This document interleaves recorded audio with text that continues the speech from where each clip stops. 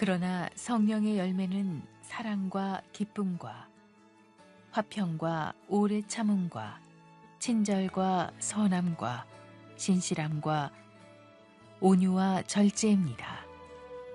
이런 것들을 금지할 율법은 없습니다. 1월 한 달은 저희가 성령의 바람 불게 하소서라는 주제로 함께 나가고 있습니다. 성령님은 하나님이시죠. 성경에서 우리 성령님을 바람으로도 표현을 합니다. 바람은 눈에 보이지 않지만 우리와 함께 있다는 것을 우리는 느낄 수 있습니다. 성령님도 우리의 눈에 보이시진 않지만 우리와 함께 하시고 우리와 함께 위로해 주시고 도움을 주십니다. 오늘은 그 바람의 열매라는 제목으로 하나님 말씀 함께 나누고자 합니다. 지난주에 저희는 성령님께서 주시는 은사, 선물에 대해서 함께 말씀을 나눴습니다. 은사는 비유적으로 표현하면 도구와 같습니다. 이 도구를 잘 사용하면 편리하죠. 효율성이 있습니다. 그런데 이 도구를 잘 사용하기 위해서 중요한 것이 한 가지 있는데요. 그 도구를 사용하는 사람의 성품이 중요합니다. 그 사람의 성품이 선하면, 좋으면 그 도구가 아름답게 쓰이지만 그 사람의 성품이 옳지 못하다면, 나쁘다면 도구가 나쁜 뜻으로 쓰일 수도 있기 때문에 그렇습니다. 그래서 성령님의 은사를 받은 사람은 하나님께서 주시는 성품도 잘 소유해야 합니다. 오늘 저희가 함께 나누고자 하는 성령님의 열매는 성품과 연결이 됩니다. 오늘 성령의 열매 9가지에 대해서 저희가 함께 나누고자 하는데요. 말씀을 한 번만 더 같이 오늘 본문 말씀 한번 보기 원하는데요. 우리 갈라디아서 5장 22절, 23절 우리 한 번 더 같이 한번 읽어보도록 하겠습니다. 시작. 그러나 성령의 열매는 사랑과 기쁨과 화평과 오래 참음과 친절과 선함과 신실함과 온유와 절제입니다. 이런 것들을 금지할 율법은 없습니다. 아멘. 이 성경의 원어의 표현을 보면 이 성령의 열매라고 표현되어 있는 이 표현이 9가지나 나오기 때문에 성령의 열매들은 이렇습니다라고 저희가 예상이 되지만 의외로 성령의 열매들이라고 나오지 않습니다. 복수로 표현되어 있지 않고 성령의 열매 이렇게 단수로 표현이 되어 있습니다. 저희가 함께 읽은 성령의 열매의 9가지 모습이 나오는데 이 9가지 성령의 모습들이 다 하나로 연결되어 있다라는 의미죠. 성령의 열매가 하나인데 그 열매 가운데 9가지 특징이 나타나는 것입니다. 그래서 이 성령의 열매가 우리의 삶에서 열리게 되면 어떤 열매는 나타나고 어떤 것은 나타나지 않는 것이 아니라 이 9가지 특징이 모두 다 우리의 삶 가운데서 표현이 되는 것입니다.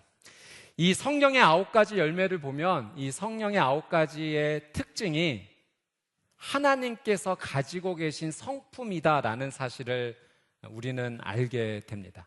그래서 성령의 열매가 우리의 삶 가운데 나타나게 되면 하나님의 성품이 우리의 삶을 통해서 표현이 되는 것이죠.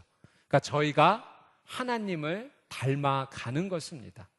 성경에 보면 이 하나님을 닮아간다라고 하는 것은 참 중요한 의미가 있습니다. 창세기 1장 27절에 이런 말씀이 있는데요. 이 말씀 같이 한번 보도록 하겠습니다. 창세기 1장 27절 말씀 제가 한번 읽어드리도록 할게요. 하나님께서 사람을 그분의 형상대로 창조하시니 곧 하나님의 형상대로 사람을 창조하시되 하나님께서 그들을 남자와 여자로 창조하셨습니다. 하나님께서 사람을 창조하시되 하나님의 형상대로 창조하셨다라는 표현이 나옵니다. 그러니까 우리가 어떤 모습이냐면 하나님의 모습을 따라서 지음을 받았다는 거죠. 그러니까 우리는 하나님을 닮았다는 것입니다. 하나님을 닮았다라는 의미에는 우리가 하나님의 자녀라는 의미도 함께 포함이 되어져 있습니다. 여러분, 부모로서 갖는 가장 큰 기쁨 중에 하나가 뭐냐면 자녀가 부모를 닮아가는 것입니다.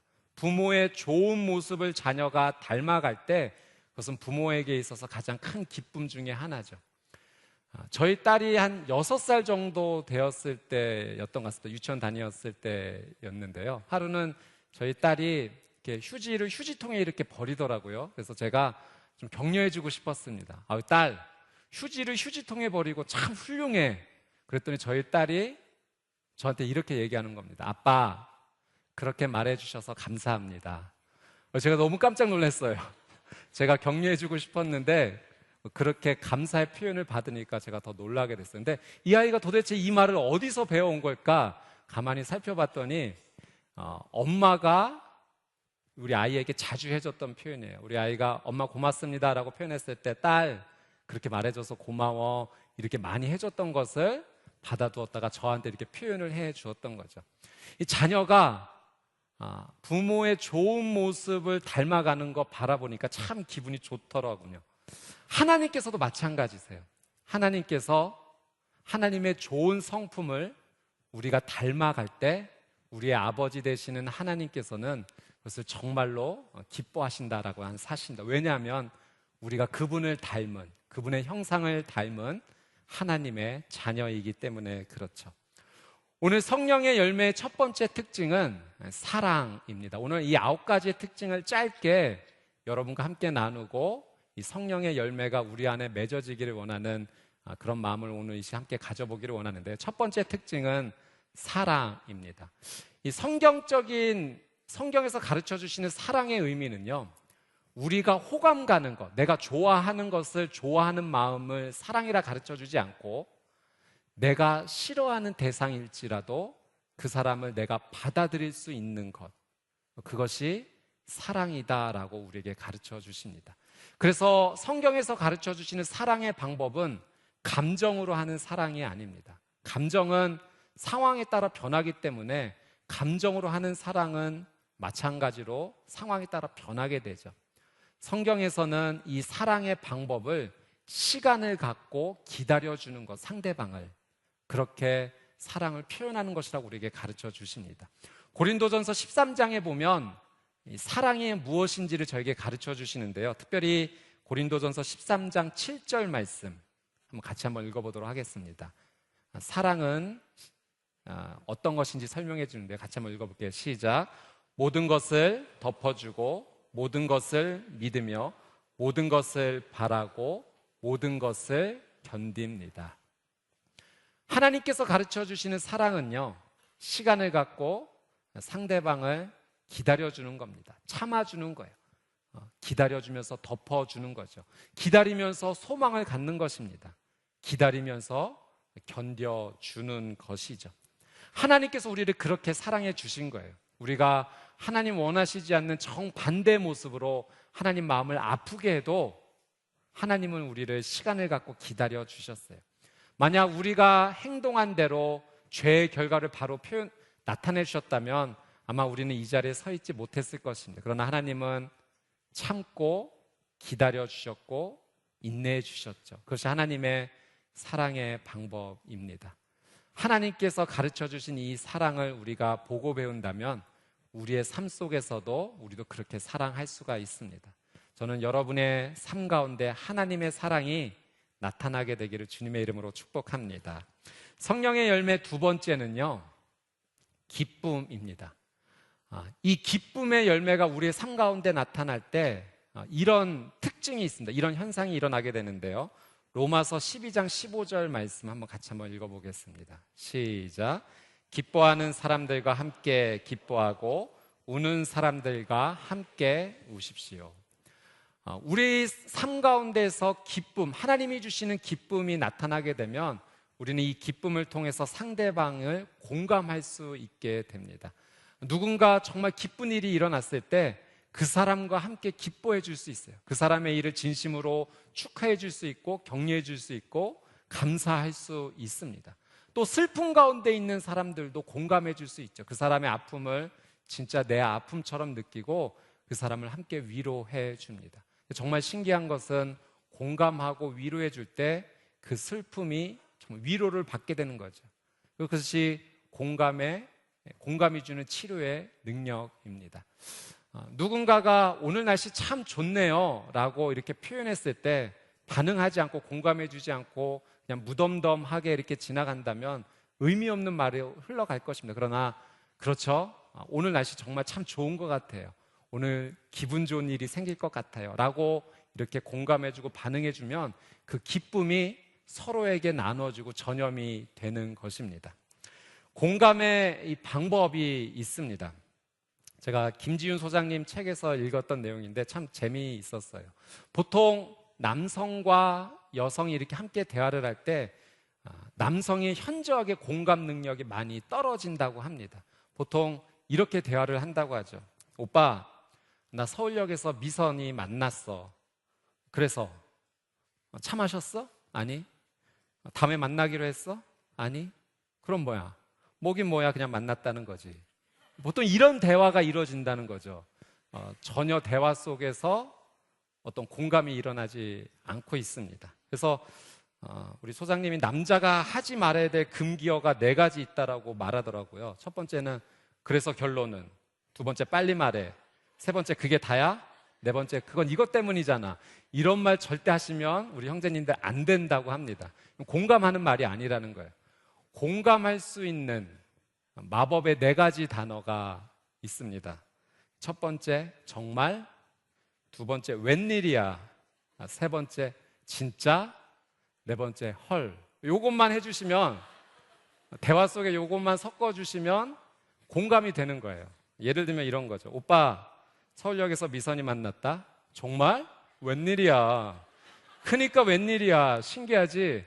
진짜 웬일이래. 헐. 이렇게 해주시면 별말 안 했지만 그냥 공감이 되는 거예요. 네. 이것도 어렵다. 이게 생각이 안 난다 그러면은 상대방의 말을 그냥 따라해 주시면 돼요. 오빠, 서울역에서 미선이 만났어. 미선이 만났어? 진짜 신기하지? 진짜 신기하다. 그러니까 웬일이야. 그러니까 그게 웬일이야. 따라만 해줘도 완전 퍼펙트한 공감이 이루어지는 거죠. 공감이 이루어질 때 우리 안에 이 기쁨이 찾아옵니다. 하나님께서는 우리와 공감을 해주시죠. 우리의 상황을 이해해 주시고 또 우리와 함께 해주시기를 원하십니다. 여러분의 삶 가운데 공감의 기쁨의 귀한 능력이 나타나시게 되기를 주님의 이름으로 축복합니다. 성령의 열매 3번째 특징은 화평입니다. 성경에서 화평에 대해서 이렇게 표현하는 구절이 있는데요. 빌립보서 4장 6절에서 7절 말씀 같이 한번 읽어보도록 하겠습니다. 시작. 아무것도 염려하지 말고 오직 모든 일에 기도와 간구로 여러분이 구할 것을 하나님께 감사함으로 아뢰십시오. 그리하면 모든 생각을 뛰어넘는 하나님의 평강이 그리스도 예수 안에서 여러분의 마음과 생각을 지켜주실 것입니다. 아멘. 빌립보서 4장 7절 말씀에 보면 하나님의 평강이 여러분의 마음과 생각을 지켜주실 것이다 라는 표현이 나옵니다. 그러니까 화평, 평강의 귀한 성령의 열매가 우리 가운데 나타나면 그 화평으로 말미암아 우리의 생각과 마음이 지켜지게 된다라고 하는 사실이에요. 때로는 우리의 삶이 흔들릴 때가 있죠. 외부의 어떤 내가 원치 않았던 어떤 사건으로 말미암아, 또 어떤 과거에 내가 행동했던 후에, 또 미래에 대한 어떤 염려가 아직 일어나지도 않는 일임에도 불구하고 내 마음과 생각을 흔들어 놓을 때가 있습니다.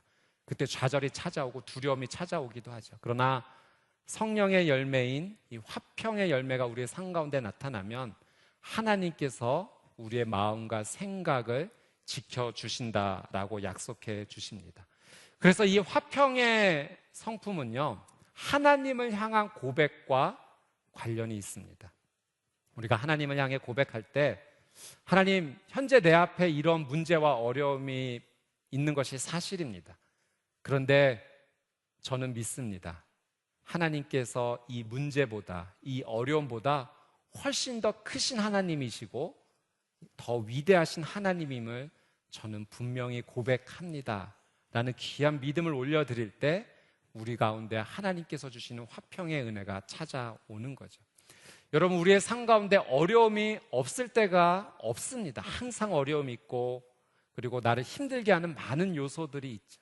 그러나 하나님께서 나와 함께 하신다는 사실, 그리고 그 하나님이 이 모든 것을 해결해 주실 수 있는 나의 좋은 아버지 된다는 사실, 위대하신 하나님이 된다는 사실을 우리가 믿음으로 고백할 때 이 화평의 놀라운 은혜가 우리의 삶 가운데 찾아옵니다. 화평의 사람은 세찬 바람이 불어와도 흔들리지 않는 나무와 같은 거죠. 화평의 은혜를 입은 사람은 나뿐만 아니라 주변의 사람들에게도 안정감을 줍니다. 여러분이 이 화평의 놀란 은혜를 입는 귀한 삶이 되시기를 주님의 이름으로 축복합니다. 성령의 열매 네 번째 특징은 오래 참음입니다. 우리는 하나님께 이렇게 기도해요. 하나님, 저에게 인내가 필요합니다. 오래 참을 수 있는 힘을 주세요. 지금 당장 주세요. 빨리 주세요. 네. 오래 참게 해달라고 기도하지만 지금 빨리 달라라는, 어쩌면 우리의 기도에는 이 조급한 마음이 가득합니다. 사실 이 조급한 마음이 우리로 하여금 인내하지 못하게, 오래 참지 못하게 만드는 거죠. 이 오래 참음의 성품은 기도와 참 관련이 많습니다. 여러분, 기도한다는 것은 어떤 소원이 이루어지는 주문을 하는 것이 아닙니다. 기도는요, 하나님과 나 사이를 연결시켜주는 아주 중요한 통로입니다. 여러분, 우리가 누군가에게 무언가를 요청할 때 아무 관련이 없는 사람에게 요청하지 않죠. 나와 관계가 있는 사람에게 부탁을 하게 됩니다. 마찬가지로 우리가 하나님께 기도한다는 것, 그것은 하나님과 나와 관계가 있다라는 의미예요.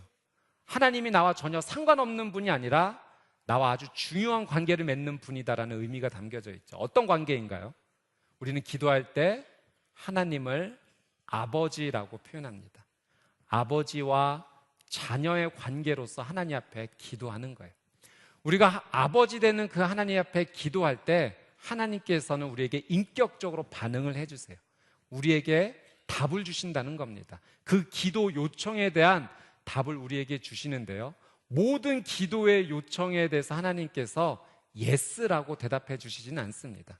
때로 그 기도가 지금 필요한 기도라고 여겨질 때 하나님께서는 그래, 지금 그 기도 들어줄게 라고 말씀을 하세요.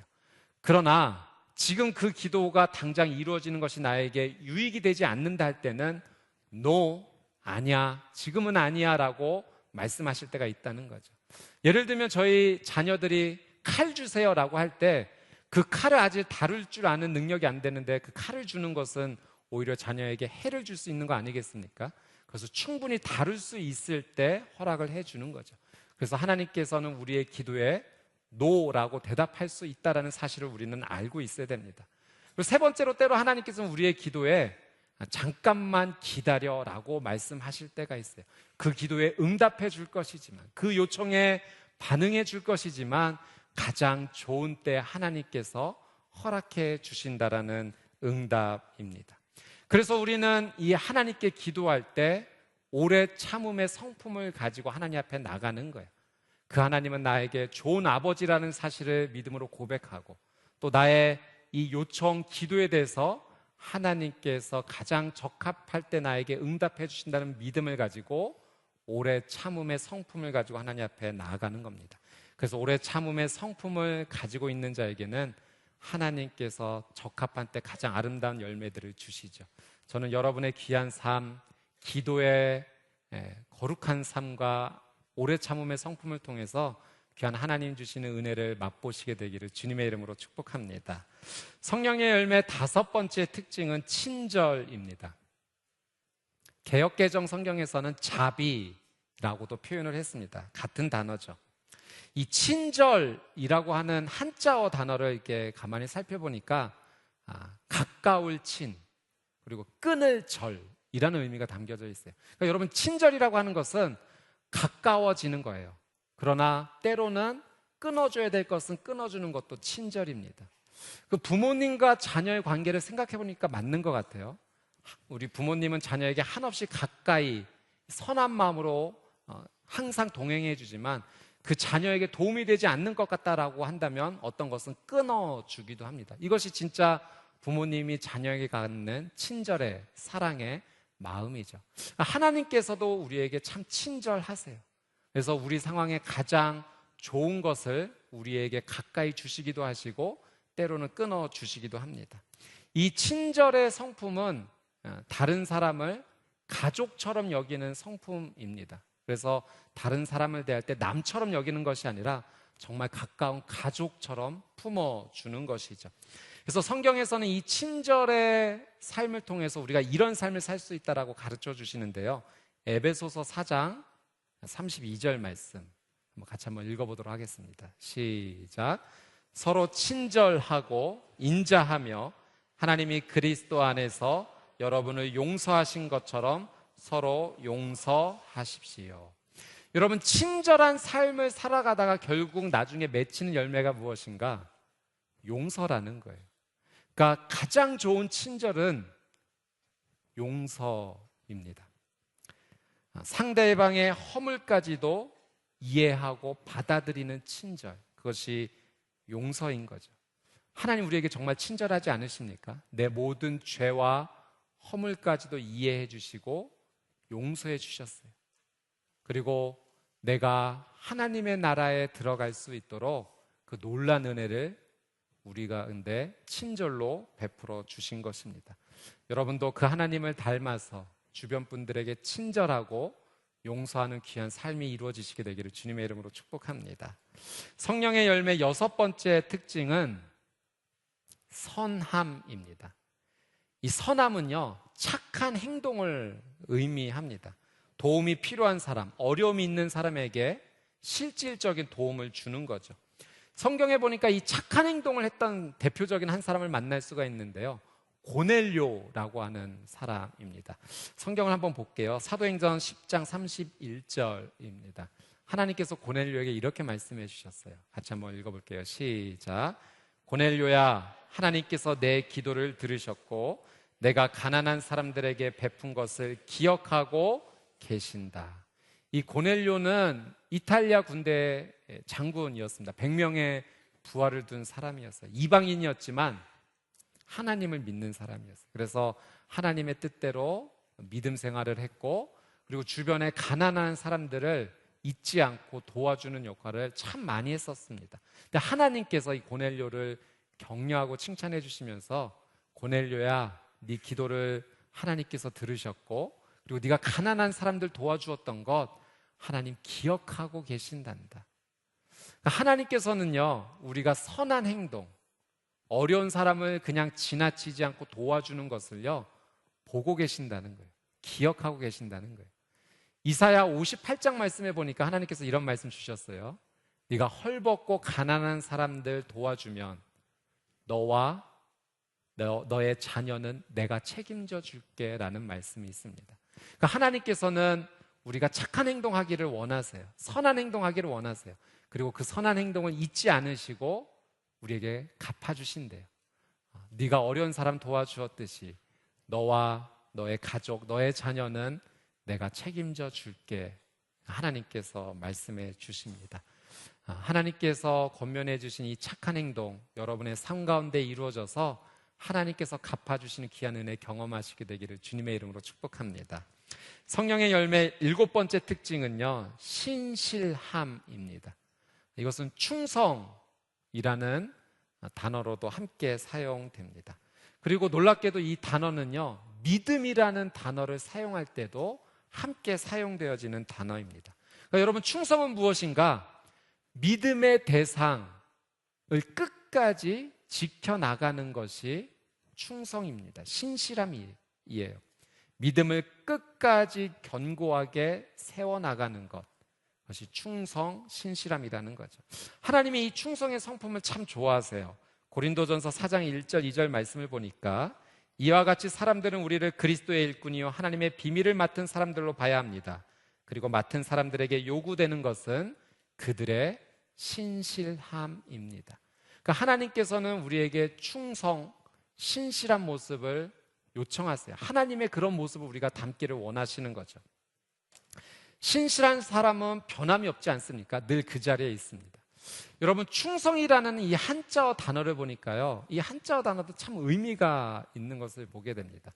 이 충성이라는 한자어 단어 한번 보여주시겠습니까? 예. 이 충이라는 글자를 보니까요, 가운데 중에 마음심으로 표현되어 있습니다. 그러니까 충은요, 마음의 중심을 다하는 거예요. 그리고 성이라는 이 단어는 말씀 언변에 이룰 성이 있습니다. 그러니까 말씀을 이루어가는 것. 그래서 충성의 의미를 이렇게 살펴보니까 마음을 중심을 다해서 하나님의 말씀을 이루어가는 것, 마음의 중심을 다해서 하나님 말씀에 순종하는 것이라는 의미를 저희가 성경적으로 한번 발견해 볼 수가 있습니다.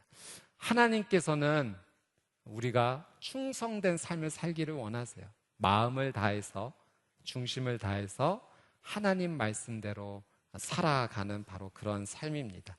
여러분의 삶이 마음을 다해서 하나님 말씀대로 하나하나 이루어가는 귀한 삶이 되시기를 주님의 이름으로 축복합니다.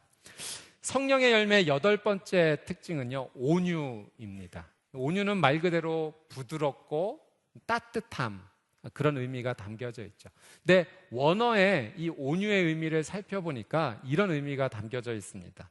잘 길들여져서 통제가 되는 야생마. 여러분, 야생마를 한번 이렇게 상상해 보십시오. 얼마나 에너지가 흘러넘칩니까? 잘 통제가 되지 않는 그런 말의 힘찬 모습을 상상할 수 있는데, 그런 야생마가 길들여진 거예요. 통제가 되는 겁니다. 그래서 주인에게 좋은 유익을 끼치는 것이 이 온유라는 단어에 포함되어져 있는 것입니다. 힘이 넘치는 야생마가 주인의 말에 순종해서 뛰어라고 얘기하면 그곳이 적진이다 할지라도 뛰어가는 겁니다. 그리고 주인이 고삐를 잡고 멈춰라고 얘기한다면 그 자리에서 멈추는 것. 그래서 여러분, 그래서 어떤 의미에서 온유는요, 힘이 없는, 나약한 그런 의미가 아닙니다. 진짜 힘이 흘러 넘치지만 그것을 잘 절제해서 사용하는 것, 그것이 따뜻함과 부드러움 속에 담긴 온유의 진짜 의미가 담겨져 있는 것이죠. 예전에도 제가 한번 잠깐 나눈 적 있지만 이 온유함에 대한 재밌는 이야기 제가 한번 봤는데요. 외국에서 실제적으로 있었던 이야기입니다. 한 할아버지와 손자가 마트에 이렇게 함께 온 거예요. 한 3살 정도 된 이 손자가 왔는데 마트에 들어서자마자 할아버지에게 과자 사달라라고 소리를 이제 지르기 시작합니다. 과자 사줘. 통로를 지나갈 때마다 저거 사줘. 막 이렇게 너무 심하게 이렇게 외쳤던 거죠. 그때 할아버지가 이렇게 얘기합니다. 진정해, 윌리엄. 오래 걸리지 않을 거야. 또 돌아가면서 아이가 더 심하게 요청을 합니다. 할아버지 얘기하죠. 윌리엄, 잠깐만 기다려. 몇 분만 지나면 이제 갈 거야. 힘내자. 이 아이가 막 할아버지가 담아놓은 물건들을 밖으로 막 집어던지면서 더 울기 시작합니다. 윌리엄, 진정해. 5분만 있으면 갈 거야. 한번 멋지게 기다려보자. 하고 이제 계산을 하고서 하는데 그 모습을 옆에 계신 한 아주머니가 보신 거예요. 너무 감동받은 거예요. 할아버지에게 와서 격려합니다. 할아버지, 제가 다 봤는데요. 정말 훌륭하세요. 아이가 이렇게 떼를 쓰는데도 화를 그렇게 내지 않으시고 이렇게 멋지게 하시는 거 보고 타일르시는 거 보고 제가 너무 감동받았습니다. 이런 할아버지를 둔 윌리엄은 진짜 축복받은 인생입니다. 할아버지가 이렇게 말씀하셨죠. 이렇게 말씀해 주셔서 감사합니다. 근데 오해하는 것이 한 가지 있는데요. 제 손자는 윌리엄이 아니고 케빈입니다. 윌리엄은 저입니다. 저. 네. 네. 손자가 막 뗐을 때 윌리엄 조금만 참아. 이제 곧 갈 거야. 멋지게 기다려보자. 네. 힘이 넘쳤지만 그것을 잘 절제했던 거죠. 온유함으로 부드럽게 표현을 해냈던 것입니다. 여러분, 성령의 열매 9번째 특징은요, 절제입니다. 하나님의 성품이 사랑으로 시작돼서 절제로 이 특징이 마무리가 되게 되는데요. 우리의 삶 속에서 그런 거 경험하게 됩니다. 어떤 것이 부족하면 부족하기 때문에 힘든 경우도 있지만 때로는 너무 흘러넘쳐서 과잉으로 흘러넘쳐서 힘든 경우도 있습니다. 그 과잉으로 흘러넘치지 않게 해주는 것이 이 절제 성품인 거죠. 절제는 다음을 위해서 이 소중한 것을 남겨두는 귀한 성품입니다. 나만 생각하는 것이 아니라 내 주위의 다른 사람들을 배려해서 내가 충분히 그 일을 할 수 있는 능력이 있지만 다른 사람들을 배려해서 내가 한 발자국 멈춰주는 것, 때로는 뒤로 머물러 주는 것, 이것이 절제의 귀한 성품인 거죠. 서울대 최종원 교수님의 인생 교훈이라는 것을 제가 인터넷에 한번 본 적이 있는데요, 참 공감이 됐습니다. 이것이 절제를 표현하는 것에 참 어울린다라고 생각을 했는데요, 제가 한번 읽어드릴게요. 갈까 말까 할 때는 가라. 살까 말까 할 때는 사지 마라. 말할까 말까 할 때는 말하지 마라. 줄까 말까 할 때는 주라.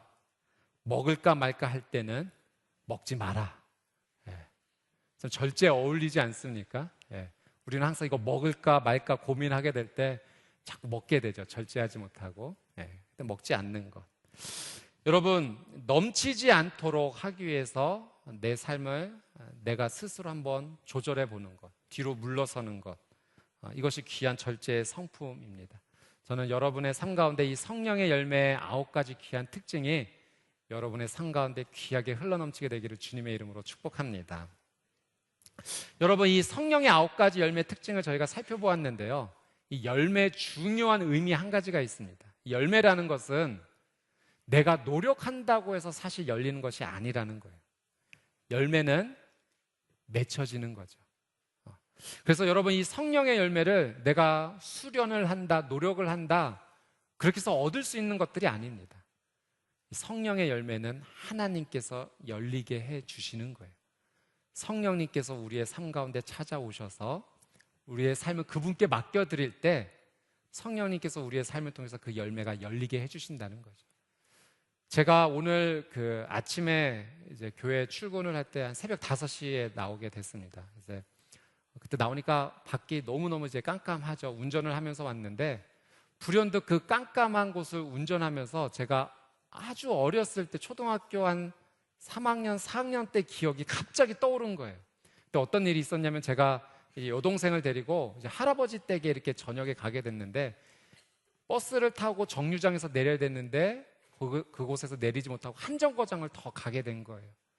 그래서 내렸는데 너무 주위가 깜깜하고 어두웠습니다. 그래서 버스를 타고 다시 돌아오는 생각을 무서워서 하지 못하고 그냥 걸어서 내려와야겠다라고 걸어왔는데 이제 여동생도 너무 무서운 거죠. 오빠 얼마나 더 걸어야 돼? 근데 저도 잘 모르는 거예요. 조금만 더 가면 될 것 같아. 그래서 걸어온 것이 1시간 정도 걸어왔던 것 같아요. 그런데 그때 그 두려운 마음, 그 깜깜한 길을 걸으면서 무서웠던 마음, 또 여동생도 어린 마음이었지만 책임져야 된다는 그 책임감의 무거움이 오늘 아침 그 깜깜한 길을 운전하면서 갑자기 불현듯 떠오른 거예요. 그때 서러웠던 마음, 불안했던 마음, 참 어려웠던 그 마음이 떠오르는데 하나님께서 제게 그런 마음을 주시는 거예요. 소리야, 그때 너 걸어갈 때 내가 너와 함께 해줬단다. 그때도 내가 너를 지켜줬고 보호해줬어.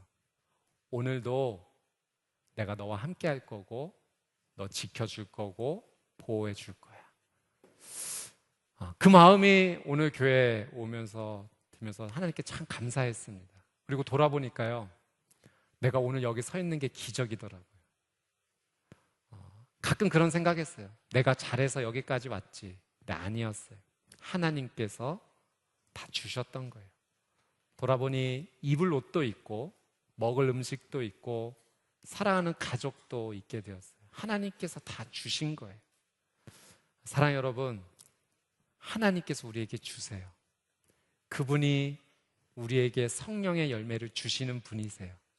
내가 노력해서 얻어지는 것이 아니라 내 삶 가운데 그분께 마음을 열면 그분께서 나에게 찾아와 주셔서 나에게 가장 좋은 것 우리에게 열리게 해주신다라고 하는 사실입니다. 그분께서 이 성령의 열매를 여러분의 삶 가운데 주실 거예요. 왜냐하면 그분은 당신을 정말 정말 사랑하시기 때문에 그렇습니다. 오늘 저희가 성령의 열매를 함께 나누면서 한 가지 마음만 가지면 돼요. 성령님, 하나님, 제 마음에 찾아와 주세요. 제 인생에 찾아와 주세요. 제 인생을 하나님께 맡깁니다. 하나님께서 열매 맺게 해주세요. 이 놀라운 은혜를 경험하게 되는 귀한 여러분의 삶이 되시기를 주님의 이름으로 축복합니다. 오늘 말씀을 준비하면서 한 가지 찬양이 떠올랐습니다. 오늘 이 찬양 마지막으로 같이 함께 고백하면서 이 하나님의 사랑 앞에 저희가 함께 나가게 되기를 원합니다. 우리 이지연 목사님 같이 함께 찬양해 주시면서 우리 이 찬양 가사를 기도하는 마음으로 하나님께 올려드리면서 같이 한번 주님 앞에 나가도록 하겠습니다.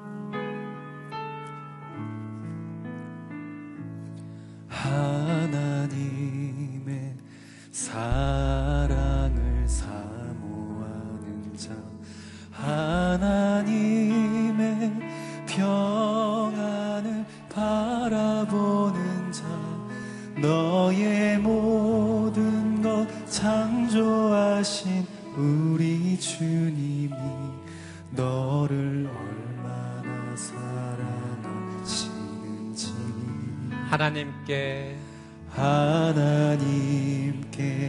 찬양과 경배하는 자, 하나님의 선하심을 닮아가는 자, 너의 모든 것 창조하신 우리 주님이 너를 자녀 삼으셨네. 다시 한번 고백합니다. 하나님의 사랑을 사모하는 자, 하나님의 사랑을 사모하는 하나님의 평안을 바라보는 자, 하나님의 평안을 바라보는 너의 자, 모든 것 너의 창조하신 모든 것 창조하신 우리 주님 너를 얼마나 너를 사랑하시는지 얼마나 사랑하시는지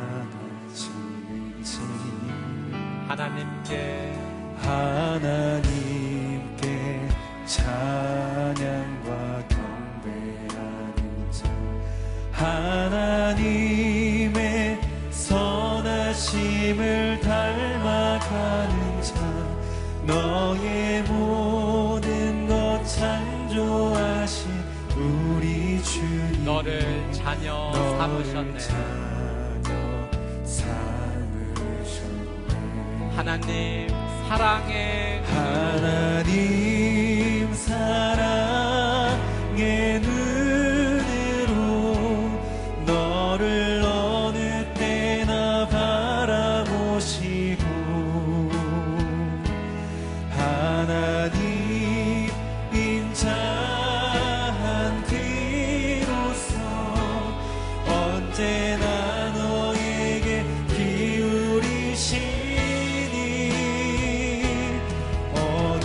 어두움에 밝은 빛을 비춰주시고 너의 작은 신음에도 응답하시니 너는 어느 곳에 있든지 주를 향하고 주만 바라보 하나님 사랑의 눈으로 하나님 사랑의 눈으로 너를 어느 때나 바라보시고 하나님 인자한 귀로서 하나님 인자한 귀로서 언제나 너에게 기울이시니 어두움에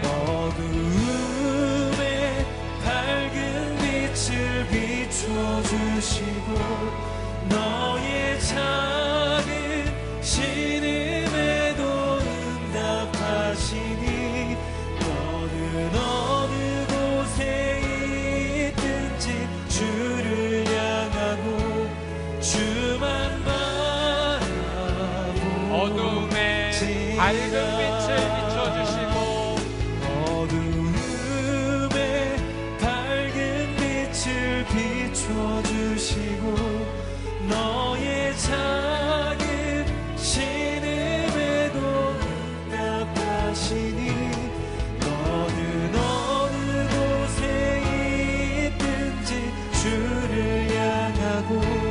주만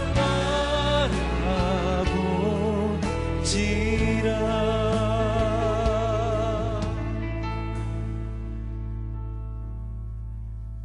사랑하는 주님,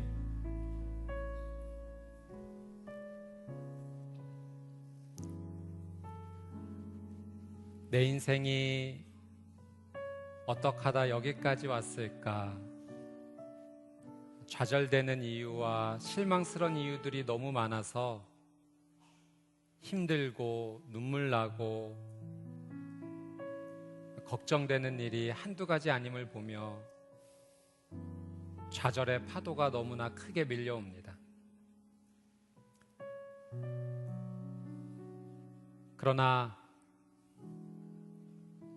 오늘 말씀을 통해 내 인생을 다시 뒤돌아보니 여기까지 온 것 기적 중에 기적이었음을 다시 한번 생각해 보게 됩니다.